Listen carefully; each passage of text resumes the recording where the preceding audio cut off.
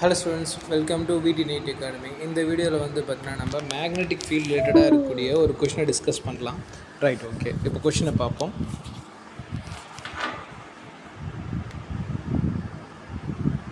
இப்போ கொஷினில் நமக்கு என்ன கேட்டிருக்காங்க அப்படின்னு பார்த்தோம்னா, a parallel plate capacitor made up of circular plate is being charged such that surface charge density on the plate is increasing at constant rate with டைம்ங்கிறாங்க. ஆனால் இந்த இடத்துல இந்த வார்த்தையை மட்டும் பிடிபட பாருங்கள்.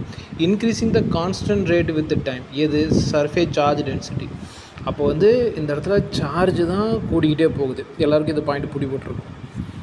சார்ஜ் கூட கூட நமக்கு வந்து மின்சாரம் கரண்ட்டுமே கூட தானே செய்யும் நேரத்தை பொறுத்து. ஏன்னா அதிகமான சார்ஜ் அதிகமான current. Right. The magnetic field arising due to the displacement கரண்ட்டுங்கிறாங்க. டிஸ்பிளேஸ்மெண்ட் கரண்ட்டை பொறுத்த வரைக்கும் அதில் கூடிய சார்ஜ் இன்க்ரீஸ் ஆகிட்டே இருக்குது. அது மட்டும்தான் இங்கே பாயிண்ட்டாக இருக்குது.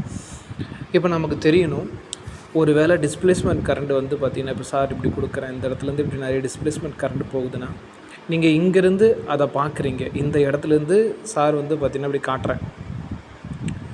அப்போ உங்களுக்கு தெரிய வேண்டிய பாயிண்ட் என்ன அப்படின்னு பார்த்தோம்னா, இந்த சென்டர் பாயிண்டில் வந்து மேக்னெட்டிக் ஃபீல்டு ஜீரோவில் ஆரம்பித்து சர்ஃபேஸ்க்கு வர வர இந்த இடம் வந்து பார்த்திங்கன்னா சர்க்கிளாக தெரியும் இல்லையா? அதை நான் தனியாக காட்டுறேன். இப்படி இருக்கும்.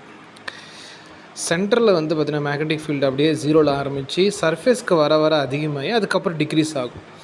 இது கிராஃப் ஃபார்மேட்டில் காட்டணும்னா பிள்ளைங்களா இப்படி காட்டலாம். இங்கே ஃபஸ்ட்டு வந்து டைரக்ட்லி ப்ரொபோஷனல், அதுக்கப்புறம் இன்டைரக்ட்லி ப்ரொபோஷனல். இது எந்த ஒரு இடத்துலையுமே நல்லா பார்க்கணும். இந்த இடம் வந்து பார்த்திங்கன்னா கரெக்டாக சர்ஃபேஸ் பிளேஸ், இந்த இடம் சர்ஃபேஸ் பிளேஸு. இந்த சர்ஃபேஸ் பிளேஸில் ஜீரோ ஆகாதுமா, அதுக்கப்புறம் டிக்ரீஸ் ஆகும், இனிஷியல் இன்க்ரீஸ் ஆகும். அப்போது இந்த இடத்துல கொடுத்துருக்காங்க பாருங்கள். மொதல் கேள்வியில் கான்ஸ்டன்ட் பிட்வீன் த பிளேட்டு இல்லைக்கண்ணா மாறும், இன்க்ரீஸ் டிக்ரீஸ் ஆகும். அதனால் இந்த ஆப்ஷன் தப்பு. ஜீரோங்கிறாங்க, அதுவும் வரவே வராது. செகண்ட் ஆப்ஷன் இருக்கட்டும். தேர்ட் ஆப்ஷனில் ஜீரோன்னு கொடுத்துருக்காங்க. நமக்கு தெரிய வேண்டிய பாயிண்ட் என்ன அப்படின்னு பார்த்தோம்னா, ஜீரோ எந்த இடத்துலையுமே வராதுமா, இது நமக்கு பிடிக்கணும். ஜீரோ அட் ஆல் பிளேசஸ்ங்கிறாங்க, இதுவுமே நமக்கு என்னது வர வாய்ப்பு கிடையாது. அப்போ நான் zero everywhere with maximum imaginary cylinder surface connecting the peripheral surface. அதான் சொன்னல கண்ணா. ஸோ இந்த பெரிபெரிஸ் அப்படின்னா சர்ஃபேஸில் தானே நமக்கு அதிகமான மேக்னெட்டிக் ஃபீல்ட் இருக்கும். அதை தான் இந்த கிராஃப் மூலமாக நம்ம படிச்சிருப்போம். அது இந்த இடத்துல நம்ம அப்ளை பண்ணோம்னா ஈஸியான பாயிண்ட் என்னன்னு கேட்டிங்கன்னா, ஸோ மேக்னெட்டிக் ஃபீல்டு வந்து பார்த்திங்கன்னா இனிஷியலில் வந்து பார்த்திங்கன்னா directly proportional to small r, சர்ஃபேஸில் மேக்ஸிமம் ஆகி அதுக்கப்புறமேட்டுக்கு இன்டர்னல் ப்ரொபோஷனல் டு ஆர். இதை தெரியலன்னா சொல்லுங்கள்.